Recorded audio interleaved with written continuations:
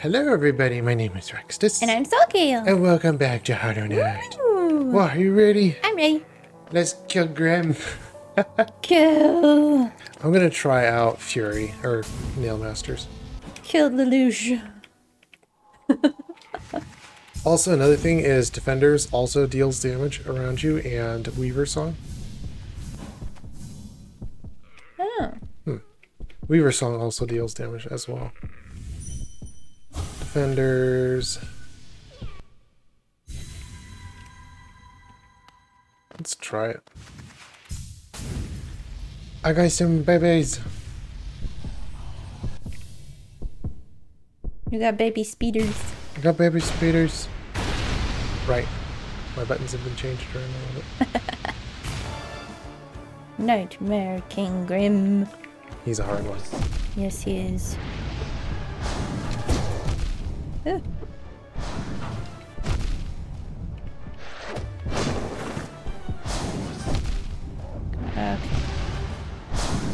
Ah.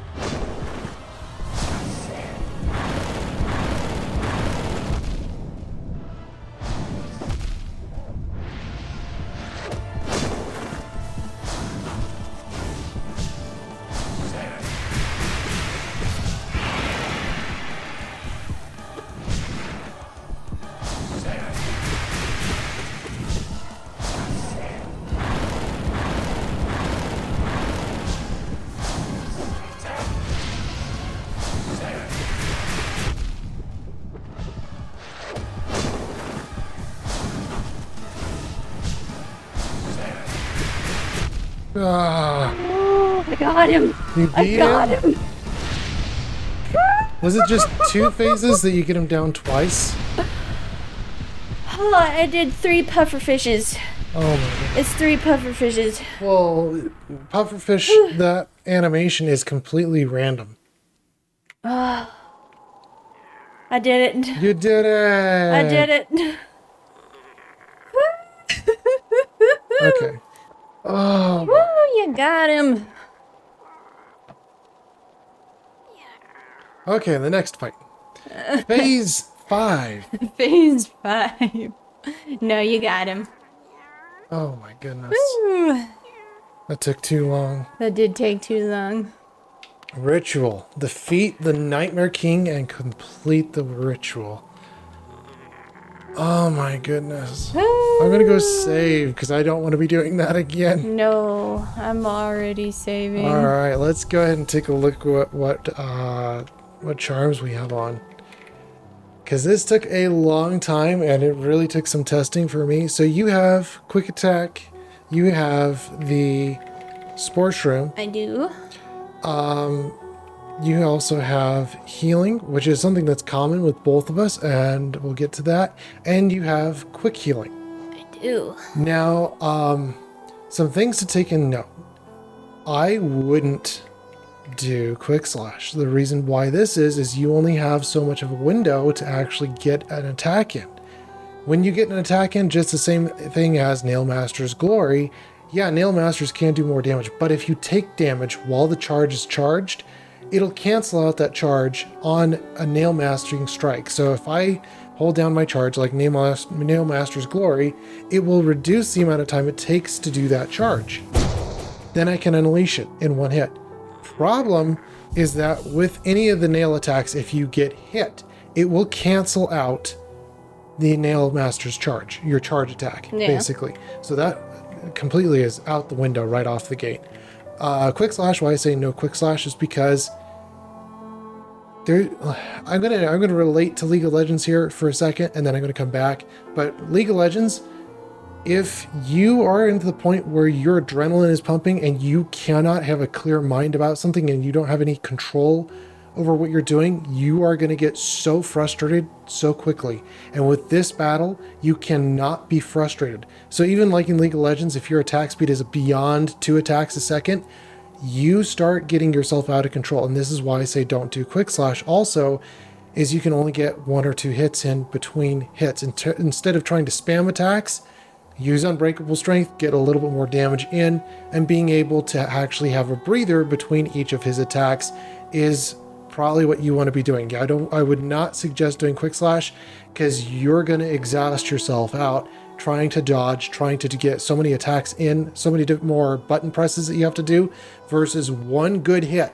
That's all you need is one good hit, and dealing double damage or 50% damage, I believe in this case, more is really, really good. Now, Soul Catcher, of course, in this build, I believe you could also do Grub Song.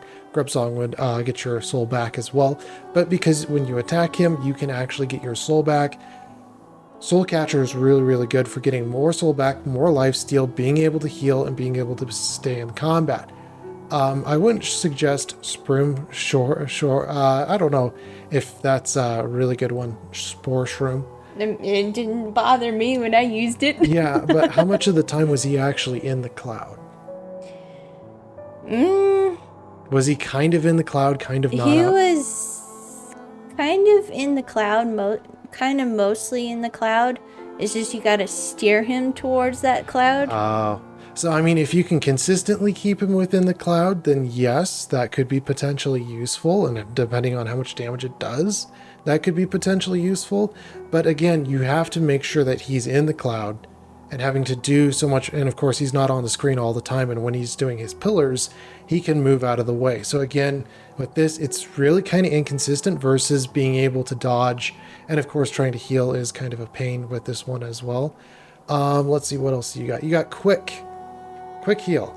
I got quick Now, focus. this actually you do not need. If you're trying to heal between the spikes that he does, that might help. I will say that might help if you're trying to do that. But I also healed when he did his 4th pillar as well. His 4 pillars? His 4 pillars. Oh.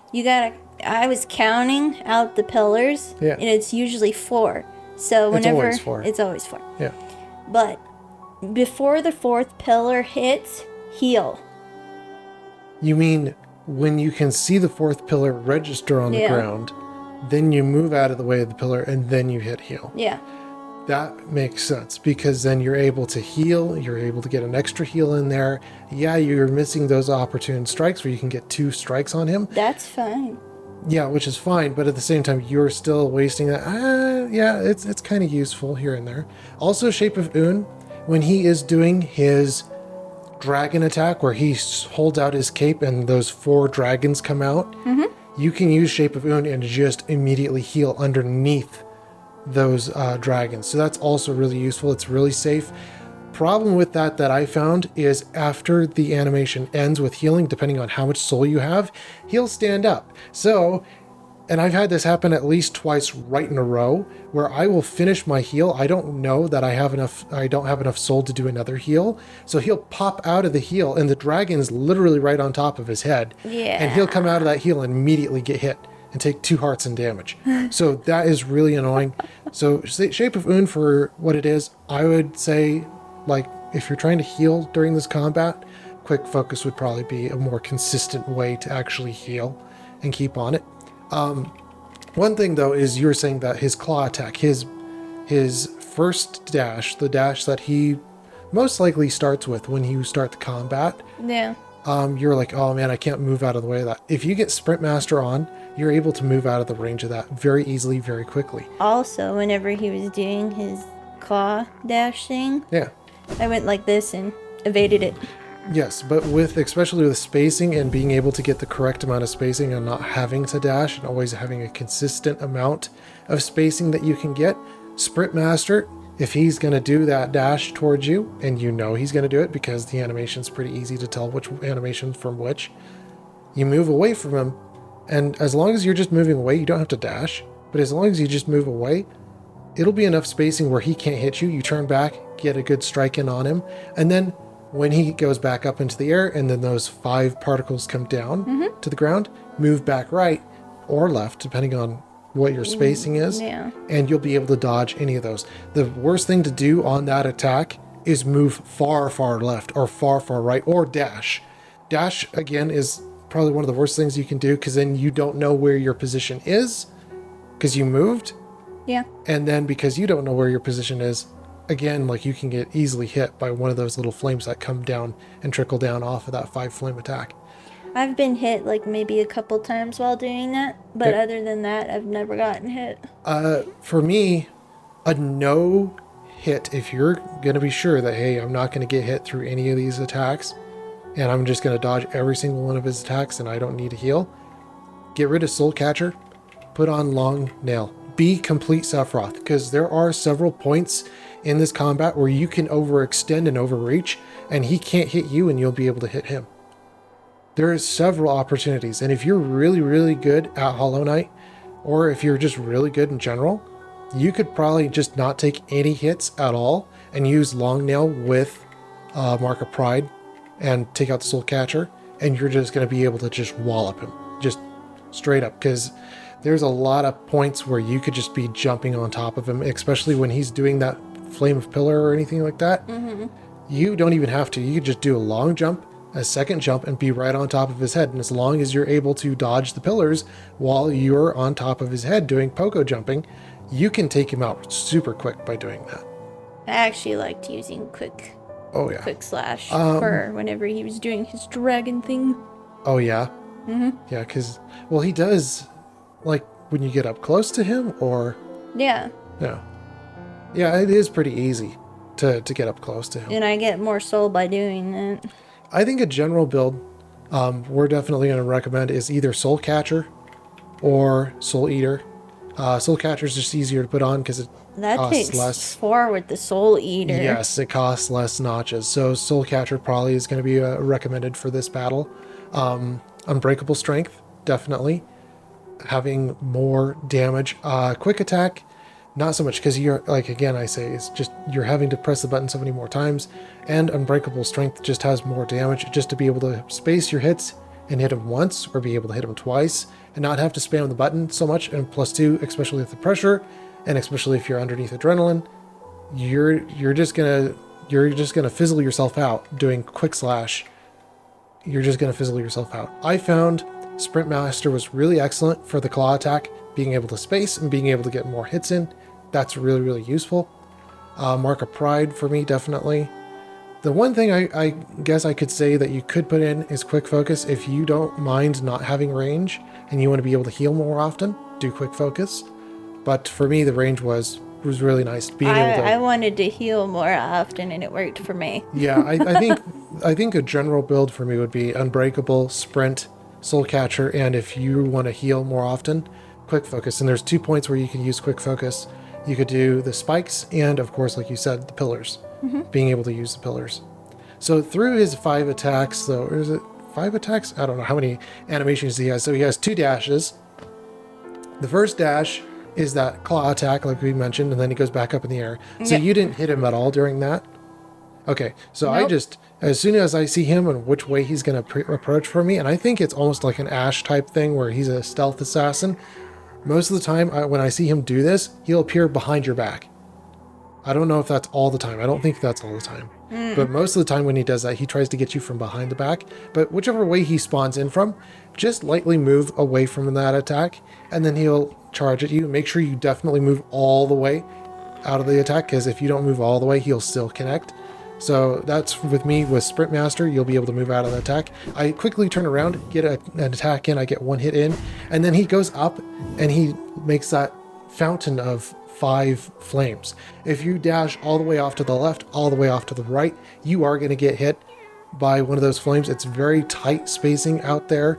Whereas if you're closer to where he dashed upwards from, I just went like this. yeah. If you're closer up to where he was, and yeah, you just do a little tiny tap left or right, you're going to be able to miss that flame attack. The second dash, which he does, is that flame dash. He comes up from the air, does a flame dash 45 degrees or however his degree is, because it's dependent on your position where he's going to dash to, because he's trying to get to you. Yeah. And then he'll do that flame dash off to the side. This could be, like I was mentioning with Long Nail, if you were going to do a Long Nail attack with this, you could, and I've done it several times consistently. And then I just gave up after that. I was just like, no, this is just completely inconsistent because it's dependent on where his first dash is. So I just completely omitted that. But if you're going to do Long Nail plus Mark of Pride and you get rid of Soul Catcher, you can, when he does that second dash from his first coming down from the ground, then he does that second dash, you can do an extra Long Nail attack downward when he dashes, not when he's still or, just sitting there. Before that second dash, when he does and he performs that second dash in between his first or his second and his third ending strike. So as soon as he dashes along the ground, you can go downward hit and you'll be able to pogo stick right off of him and be able to get that next hit in. So that's really, really useful. Yeah. Pillars, that was pretty easy. It's just being able to just slowly move as he does his pillars. And you can at least get, if not 2 attacks, but 3 attacks in. I find that if I get the third pillar down, you basically hit from there, and then you wait until the 4th pillar registers, and then you can get an extra 2 hits in. So you can get at least 3 hits through the entire pillar animation. Yeah. What's his other animations there? Oh, The dragon. the dragon. Yep, the dragon. So for that one, I found when you see those dragons coming towards you, just do a simple jump over the first low dragon. There's 4 dragons that he sends out, 2 high, 2 low. So over the first low dragon, do a simple jump. Doesn't have to be a full jump or a long jump, just kind of a short jump. And then as soon as that first dragon hits, you want to be pretty close to that first dragon, but as soon as that first dragon hits, do a short jump over that one. And then after you do your short jump, do a dash, and you'll be right next to him and be able to get 2 attacks in. I just went like this and then boop, boop, boop, boop, boop, boop. Yeah, but sometimes for the spacing, you want to be able to jump over the first dragon, and sometimes it's a little bit delayed. Sometimes you want a little bit more time. And especially if you did a late register or an early register where you jumped over the first dragon and you did it really early and you know you could get hit potentially by the second dragon that flies in low, do your dash a little bit later. Instead of just immediately dashing, just go jump, dash, and take a little bit more time for that second dash and just give it a little bit more so that you can actually dash over that second dragon. Because especially if you do it too early and you're like, oh no, I messed up, you still have a chance to recover it. You just do a latent dash over that dragon. And you can get 2 hits in. And plus with that, I believe you said you just immediately heal after you get past that second dragon sometimes. No. The only times I would heal Pillar and... was Pillar and the thorns, or whatever you would call them, that come up from the ground. Oh, the needles. The needles. Yep. And then for his pufferfish attack, I love that name for that one. Pufferfish. But for his pufferfish attack, completely dodge it. You can't really do anything during that attack. And I believe you can get a hit in at the very end of that pufferfish. I've never tried. That's really, really tight timing there to be able to get that last strike in. Yeah. So I'm not even going to attempt that. That is really, really tight. But yeah, for this boss, probably something of a combination of what we've done would be recommended. Again, I would highly recommend, because of how much time I've done these things, go slower, take your time with it, go unbreakable. If you're going to do quick, you're really going to stress yourself out trying to do this. Don't stress yourself out. Get a nice good hit in with Unbreakable and take your time doing it. Definitely recommend Soul Catcher. Soul Catcher is probably one of the best ones for this type of fight, because you need to be able to get your soul back to be able to heal in between wherever you want to be able to heal in. Mark of Pride, dependent on, because I mean there is quite a bit of soul notch cost here, but Mark of Pride, if you're pretty confident that, hey, I can be able to attack him and I don't need to heal as often. But if you're finding yourself taking more damage and you need to heal a little more often, or be able to be safer on the safe side, I would go Quick Focus. And then I don't know about Spore Cloud. Spore Cloud might be good. It's dependent on his position, but especially if you want to get the extra strike in, because for me, I was able to get that extra strike in, and being able to reposition yourself a little bit easier. Do Sprint Master. You'd be able to move along the ground. Only when you're touching the ground, you'll be able to move a little bit quicker rather than a little bit slower, and you get caught by a few more attacks. But yeah. Yes. Yeah. Any more notes you want to add into that? Any more help? Anything? Not that I'm aware of. Is that all of his attacks? Is just those ones? Yeah. I believe so, yeah. And the nice thing is between phases, I'm glad they didn't add in more attacks. I'm glad for that. That would be so painful if they added in more animations. You get past the first phase and let's add in this new animation. You're like, I have to relearn everything. Yeah. Like, I like that it was consistent through all the phases. That is perfect. That is great. I wish they actually kind of removed that burning dash where he does that two tone or two dash animations. Yeah. I wish they straight up removed that, make the boss fight a lot easier. But other than that, it was pretty good. I'd have to say though, for certain bosses though that I have played in the past, you get past the first phase and you get into the second phase and they add in different setups, and it could be just like this, and it's really, really hard, and they add in a completely different animation, a completely different attack. Yeah. Don't do that. If you're going to have a multiphasial boss with different animations, that's to the point where it needs to be an easier boss. It needs to have less health bar, especially if they're going to switch it up on you mid-fight.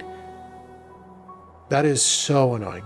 Yep. And I believe, was it Freda, the Dark Souls 3, the... Sister Freed? Yeah, Sister Freed. I believe she did that. She switched up her attacks in mid-combat. That to me was just like so unacceptable because of how much health she had.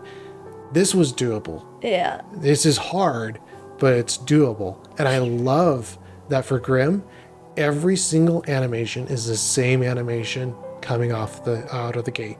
I don't like it where you get to phase 2 or phase 3 and then they switch it up. If it's going to be the point, if you're going to switch it up in between phases, have it be easier. Have it be lower health bar, have it be easier overall. If it's consistent like Grimm, And Grimm is very consistent because he only uses the same 4 or 5 animations in the entire fight.